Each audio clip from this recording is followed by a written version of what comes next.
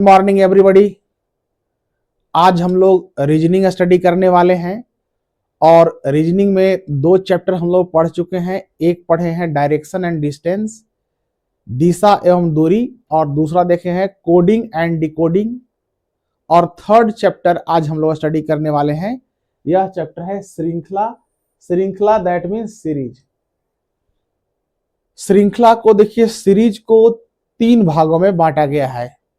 एक है, यहां से हर टॉपिक से एक एक टाइप का प्रश्न आएगा, तो जनरली इससे 3 क्वेश्चंस पूछने की प्रोबेबिलिटी होती है। 3 प्रश्न पूछने का संभावना इसमें होता है। क्लियर?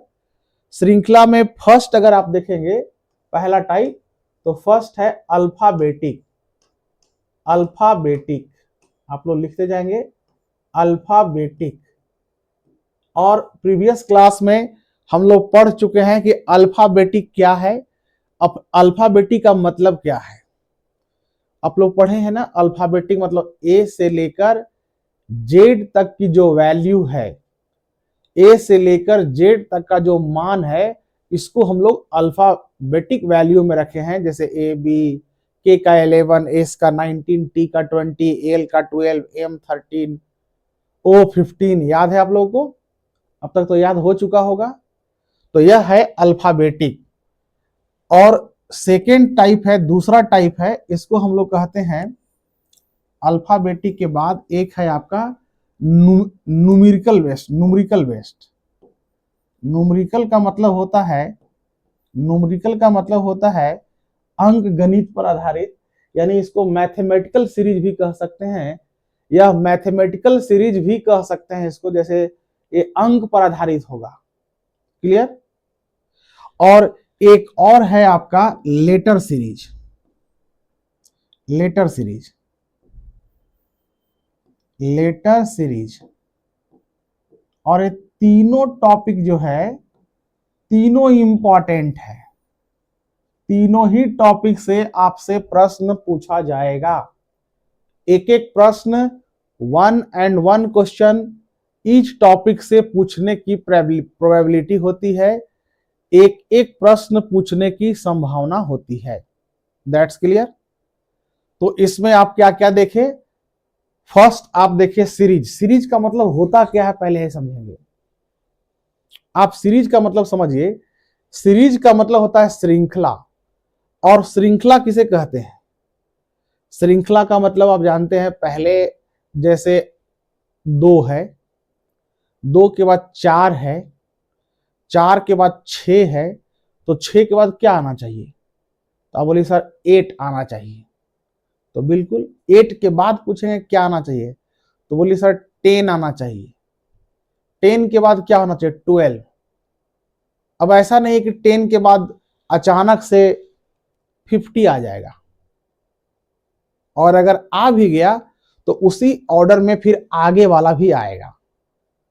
मीन्स रूल ब्रेक करके, नियम तोड़ करके यह आगे नहीं जाएगा। जब भी जाएगा तो अकॉर्डिंग टू द रूल, नियम के अनुसार ही जाने वाला है। अल्फाबेटिक में क्या होगा? ABCD के आधार पर जाएगा। न्यूमेरिकल में क्या होगा? मैथमेटिकल में क्या होगा? अंक गणित के आधार पर जाएगा। और लेटर सीरीज में क्या जाएगा? वो भी ABCD पर जाएगा, लेकिन उसमें प्लेस वैल्यू का कोई मतलब नहीं बनता है। तो आप इन तीनों को पहले नोट डाउन कर लीजिए। First note down these all 3। इस तीनों को पहले आप लोग लिख लीजिए, नोट कर लीजिए।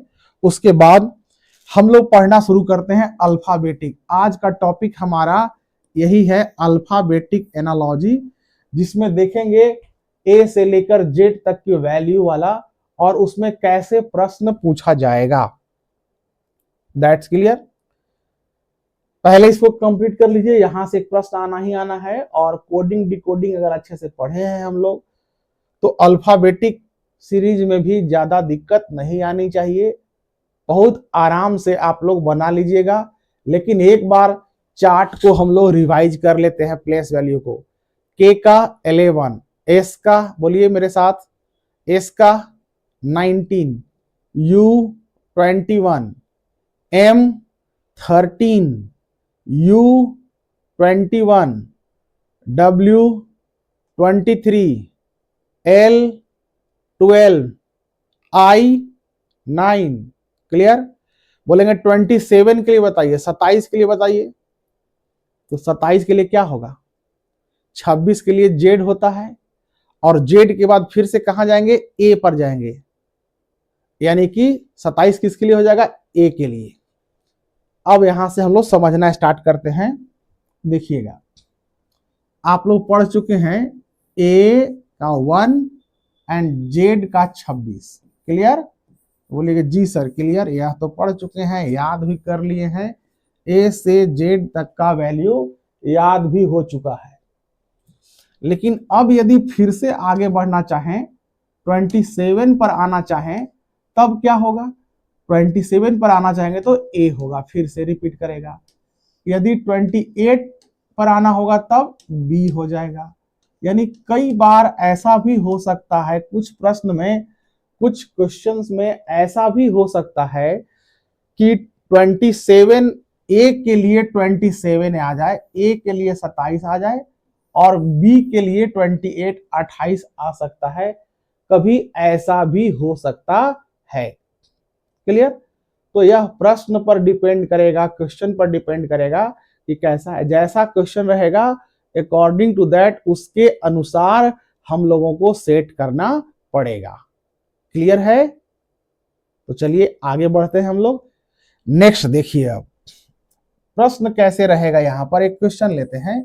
क्वेश्चन है यहां पर ए ई आई ओ, और यहां ब्लैंक है, क्वेश्चन मार्क है। दूसरा क्वेश्चन देखिएगा, ए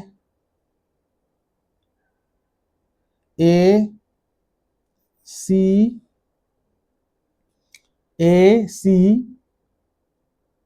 ई जी, यहां क्वेश्चन मार्क है, ब्लैंक।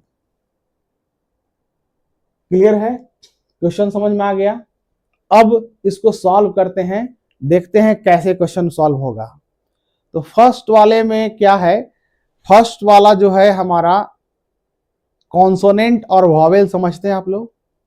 वॉवेल का मतलब होता है ए E I O you, 5 he vowel है ना।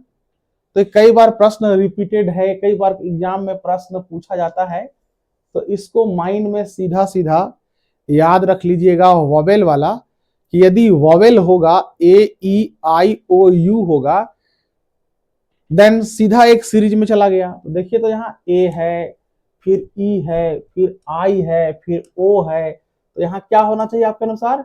यू हो जाएगा। Clear? A E I O U vowel से ही पकड़ में आ जाएगा। तो इस क्वेश्चन को याद रख लीजिए। और ऐसे अगर आप गैपिंग भी देखिएगा तो गैपिंग मिला के भी चेक कर लेते हैं। ए का 1, ई का 5, आई का 9, ओ का 15, यू का 21। अब सबका गैपिंग चेक कीजिए तो देखिए 1 से 5 के बीच 4 का गैपिंग है ना। 5 से 9 के बीच 4 का गैपिंग है। 9 से 15 के बीच 6 का गैपिंग है। 15 से 21 के बीच 6 का गैपिंग है। तो देखिए पहले 4 का गैपिंग आया, फिर 4 का, फिर 6 का, फिर 6 का। तो नेक्स्ट बार कितना आना चाहिए? 8 का गैपिंग आना चाहिए। तो 15 यू, अच्छा यहाँ तो आ ही गया, 6 का 6 का आ गया। अगर इसके बाद भी अगर आगे भरना रहता तो फिर 4 के बाद 6 के बाद 8 का गैपिंग आता, 8 का गैपिंग आता। क्लियर? तो इसमें आपको कुछ करना नहीं है ज्यादा। अगर ए ई आई ओ यू मिलता है, ए ई आई ओ सीरीज में मिलता है, इसका मतलब सीधा है कि वह आपसे यही जानना चाह रहा है, कॉन्सोनेंट एंड वॉवेल वाला। तो वॉवेल वाला 5 होता है, ए ई आई ओ यू। एक मिसिंग है, यू पर जाके वह नहीं है, यू पर एब्सेंट है, तो सीधा हम लोग आंसर यू पर सेट कर दिए। That's clear? अब नेक्स्ट वाले क्वेश्चन को देखिए। जैसे यहाँ ए लिखा हुआ, ए का वैल्यू 1, सी का वैल्यू क्या होगा जी? 3, ई का क्या होगा? 5, जी का क्या होगा? 7। देखिए तो कैसे गैपिंग जा रहा है, 1 1 से हो गया 3, 3 से 5, 5 से 7, क्या अंतर हो रहा है, 2 बढ़ा है, +2 +2 +2। तो आगे क्या होगा, सीरीज का मतलब यही है कि जैसा पहले से होता आया है, जैसा पहले से होता आया है, एज इट इज वैसा ही होगा। तो यहां पर क्या होगा, जी का 7 है, तो 7 एंड 2 कितना होता है, 9। तो 9 किसका वैल्यू होगा जी, आई का। इसका मतलब यहां आंसर क्या होगा हमारा, आई आंसर होगा। दैट्स आर आंसर, आई इसका आंसर हो जाएगा। तो एक बार इसे आप लोग कॉपी कर लीजिए एंड देयर आफ्टर इसके बाद दूसरा क्वेश्चन लेते हैं जिसमें 2 अंक का भी हो सकता है। अभी तो हम लोग एक एक अल्फाबेटिक लेटर लिए हैं, कुछ क्वेश्चंस ऐसे, प्रश्न ऐसे भी हो सकते हैं जिसमें 2 अल्फाबेटिक लेटर आएगा। हो सकता है कि ऐसा आए जिसमें 3 3 का पेयर बने, 3 3 अल्फाबेटिक लेटर भी आ सकता है। लेकिन हाँ इतना तय है, 3 से ज्यादा अल्फाबेटिक लेटर का पेयर वाला क्वेश्चन नहीं आएगा। या तो सिंगल रहेगा, या डबल रहेगा, या ट्रिपल रहेगा, 3 रहेगा, 2 रहेगा, या 1 रहेगा। अब सब नहीं रहेगा, तीनों में से कोई एक ही रहेगा। एक ही प्रश्न पूछना है उसको, और आउट ऑफ द 3 इन तीनों में से कोई एक पूछ लिया जाएगा आपसे। That's clear. तो चलिए, आई